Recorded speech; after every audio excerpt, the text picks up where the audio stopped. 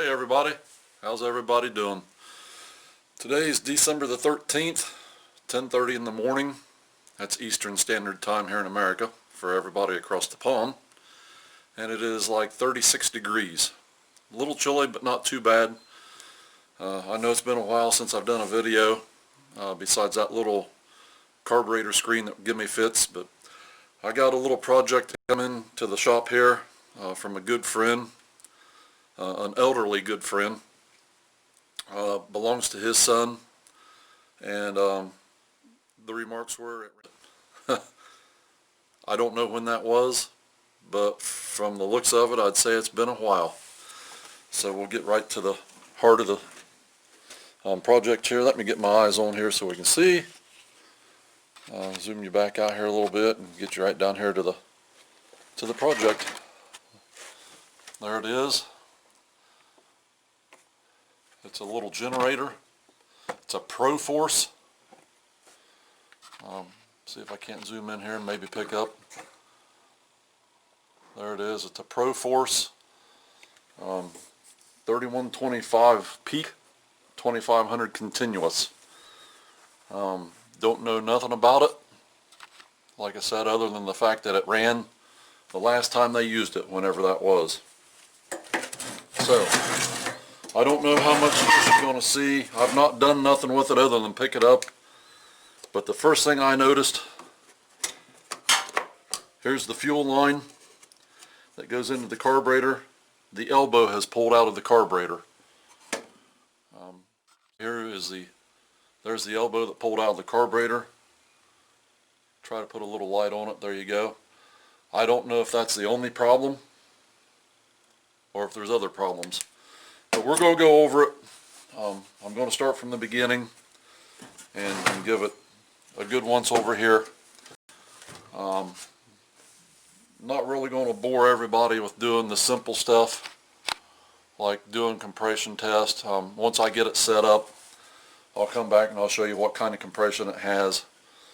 It's got a lot of kind of like shellac buildup on the outside of the carburetor, so I'm probably going to assume the inside's all crudded up, so I'll probably wind up pulling the carb off of it, cleaning it. I don't even know what the inside of the gas tank looks like. I've never even had the cap off yet, so shake you up here a little bit and we'll just do a little look down here in the gas tank. That's got a screen in it. That's a good sign. Get it out of there. Screen itself looks pretty clean. No debris in it. Gas tank, from what I see right there, let me get my flashlight.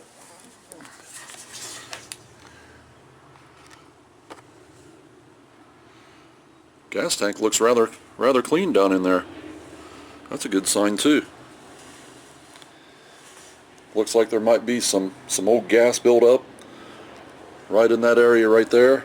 Looks like it's starting to maybe shellac over a little bit, so I'll probably do a flush, especially since the I don't know if you'll be able to see that, but it is still kind of fluid like. I'll still flush it. Once we get the engine running, I'll come back and I'll test the output on the generator and I'll show all that.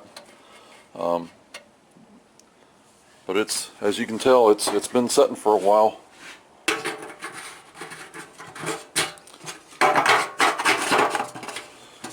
Looks like it's had some duct tape on it at one time. It's 5.5 horse. I'd say this is probably a Chonda. Probably an offshore copy of a Briggs, maybe a Honda. I'd say probably a Briggs because it doesn't have the Honda carburetor on it. So it's probably an offshore copy of the Briggs & Stratton. It is isolated, rubber mounts. Got a lot of crap. Does have a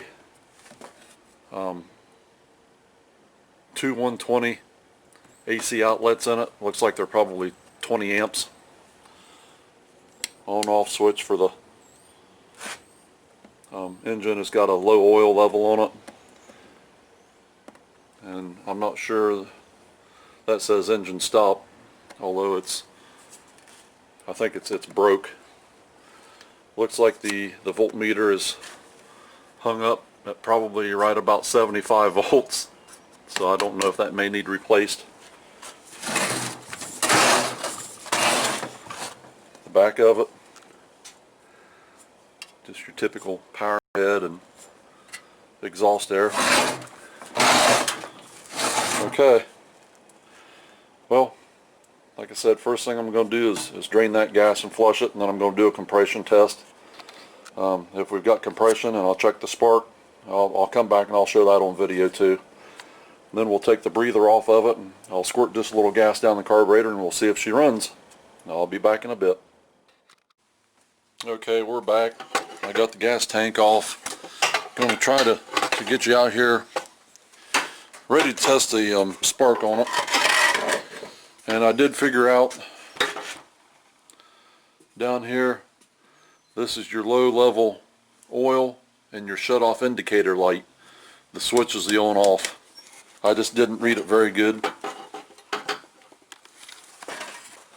So try to get you set up here, and I'll try to zoom down. I don't know if you'll be able to see this if it sparks or not, but we'll try to get you in there. Okay, there's a spark plug. Now, this is plastic, so obviously that's not going to spark. But I've got a little trick here that I've used for years and years. So let's zoom you back out here so you can see what's going on. All I done, I just took a couple alligator clips with some wire. And now you can attach one alligator clip anywhere to metal on the engine base, whether it be on the shroud, on the block, on the head, just as long as you can connect it to your metal. Then you can put the other side right on your spark plug. Now that in essence is the same as laying that spark plug on metal. And you've got a good ground there. So if it's got spark, we should be able to see that thing now. Come on, focus. There we go. I may have to turn the light off, but I'll give it a couple pulls here and we'll see what we got. I can see it sparking from where I'm standing. I hope you can see it too.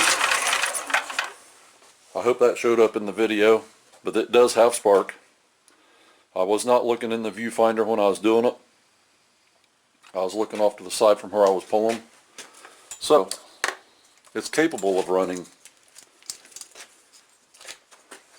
So next, it was kind of stiff to turn over, so I'd say it's been sitting for a while. Here's my compression tester. It's one that I've had for years and years. That's what I use to test all my compression with. So we'll take the spark plug out of it. First we're going to do a dry test. So I'll just run that down in there, tighten it up snug.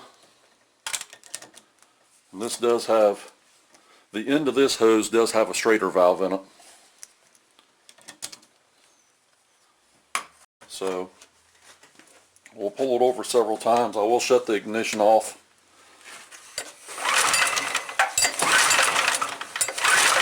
There's 3 poles, 4 poles, 5 poles, 6 poles, 7 poles, and it does appear like it's not going up anymore.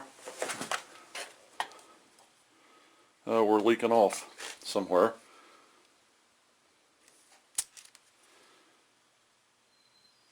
So let's do this again.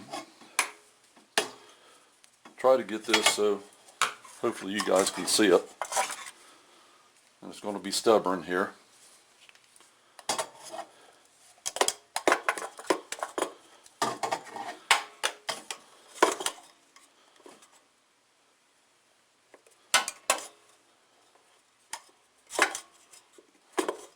Of course, when you want it to do something, it never does it. Okay, so we'll kind of zoom in down on the gauge here.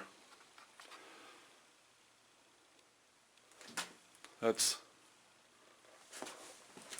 the dial's so dirty I can't even see it.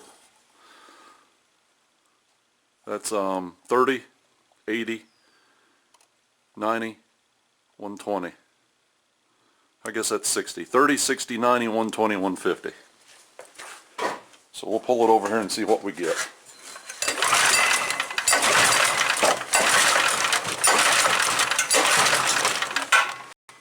Looks like we're probably up around about 70 pounds of compression. I don't know if that's going to be enough to run. I'll have to try to figure out why this thing's bleeding off, because last time I used it, it did not. Schrader valve, it may be leaking through. I'll have to take it out. It might be a piece of carbon or something up in it. So, zoom this back out here a little bit. That was dry. So what I'm going to do, just a little bit of WD-40.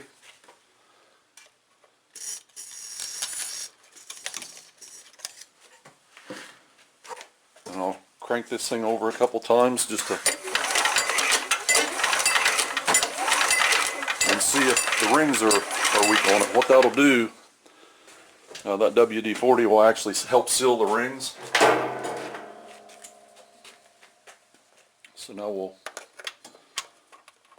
take and put this back in.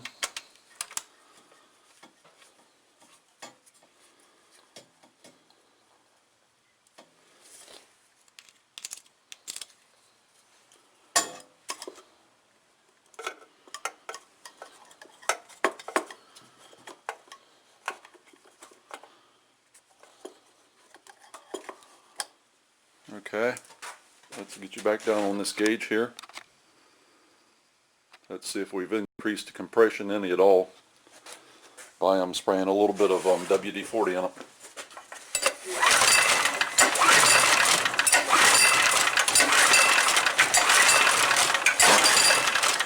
So now we're up to probably about 85 pounds. So we did increase the compression a little bit with some WD-40 by sealing the rings up. So it is getting a little tired, but I think it still should run. So what we'll do is I'm going to pause this video again. I'll put the spark plug back in it. I'll take the cover off the carburetor. We'll spray a little bit of fuel back in the carburetor and we'll see what she does then. So I'll be right back. Okay, we're back again. I got the cover off of the air cleaner.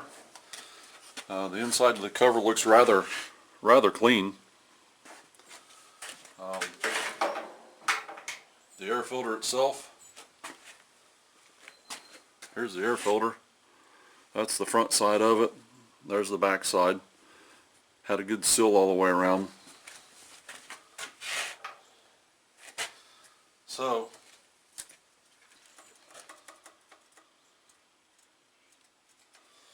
all I'm going to do, I'm just going to give it a little go-go juice here, see what we can get with it.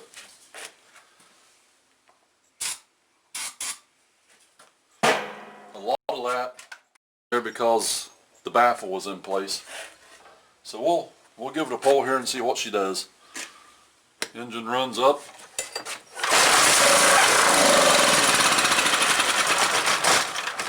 There you go, she's a runner. So now, I'll take that carburetor off, I'll clean it all up, I'll get that elbow back in it, I'll get that gas tank cleaned out, and the next video will be of me starting it up. I'll change the oil in it also. The next video will be of me starting it up, and we'll be testing out the power head and see if it's actually generating any electric. And I'll use James Cordon's test procedures if need be, and we'll see if we can't get this thing back up and running for the guy. Thanks for watching. See you in the next video. Okay, I got to show you this. I didn't see this as I started it, but when I went to turn it around, I seen what actually come out of this thing. See all that dirt? Look at all that.